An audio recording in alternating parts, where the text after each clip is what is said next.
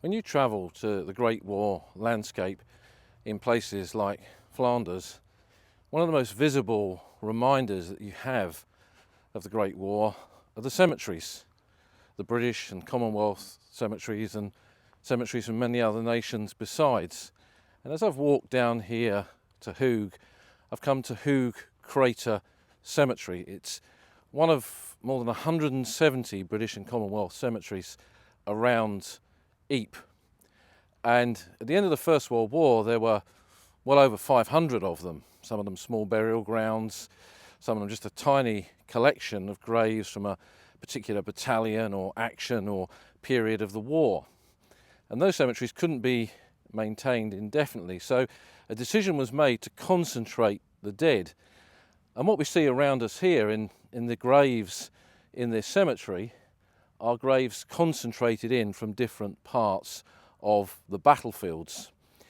And Hooge Crater Cemetery became a typical post-war concentration cemetery into which they moved nearly 6,000 British and Commonwealth soldiers who fell in Flanders during the Great War. Almost every year of the war is remembered amongst the graves, amongst the burials in here. There are many regiments of the British Army.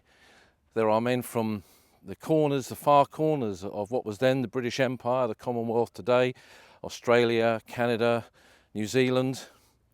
And it gives us an insight really into the scale of the losses. Of the nearly 6,000 burials here, 2/3 of them are men whose identity is not known. They're unknowns. A rank might be known, a lieutenant, a sergeant, a corporal, a sapper, a regiment, but who they were could not be ascertained when these battlefields were cleared after the war. And it was one of the great tragedies really of battlefields like this, that so many were missing, so many could not be identified, which led to the great memorials to the missing that commemorated them on those panels in stone. But the Hooge Crater Cemetery covers a wide period, but the battlefield it sits on saw some of the key fighting at different periods of the Great War. We saw with the walk from Railway Wood via Bellewaerde down here to Hooge that for much of the Great War, the war there was static, and that was true here at Hooge as well. There was all of that type of warfare with months and months, if not years, of static trench warfare. There was tunnelling. The great Hooge mine was blown just up the road. Hooge Crater Cemetery, where we're standing now, is named after the fact that there was such underground warfare that took place here during the First World War, that a whole area of the battlefield around Hooge was covered in these mine craters. But there were great battles here too, some big, some small. And even during those years of trench warfare, there were actions here. We're very close to the site of where flamethrowers were used against British troops for the first time. In June of 1916, the Canadians were holding this part of the line, and their positions came under attack from German troops. Mines were blown under their positions, flamethrowers were used against them, and their line was pushed right back across this ground over which we're looking now, just at the end of the cemetery. The ground which we walked from Railway Wood via Bellewaerde Ridge down to Hooge was typical of much of the war here in Flanders with static trench warfare, the day-to-day activities of units in the line there, permeated at times with actions and battles, and that's very much the case with the ground here at Hooge as well. This vast Hooge cemetery of nearly 6,000 graves covers those periods of static warfare as well as the big battles that took place around it. And where I'm standing now at the end of the cemetery, overlooking the ground towards Sanctuary Wood, towards Observatory Ridge and beyond that, I'm looking at ground that was heavily fought over through almost every year of the Great War. In 1914, during the First Battle of Ypres, cavalry came up the road here. Men marched up to take part in the fighting around Gelleveld or Polygon Wood or Zonnebeek. In 1915, the gas attack pushed troops right back here, the German first use of poison gas. There was the attack across this ground and the blowing of the Great Hooge Mine in 1915, and men of the Durham Line Infantry charged across this ground up the ridge to take the positions around that. There were the September 1915 battles when there were diversionary attacks here to draw attention away from the Battle of Loos in northern France. Rupert Hallowes of the Middlesex Regiment was awarded a posthumous Victoria Cross here, and as he fell he cried out the Middlesex motto, die hard lads, which hark back to the Battle of Albuera in the Peninsular War, when the commander of what was then the old 57th Regiment of Foot had cried that out to the men, and thereafter the Middlesex Regiment, as they became known as the Diehards.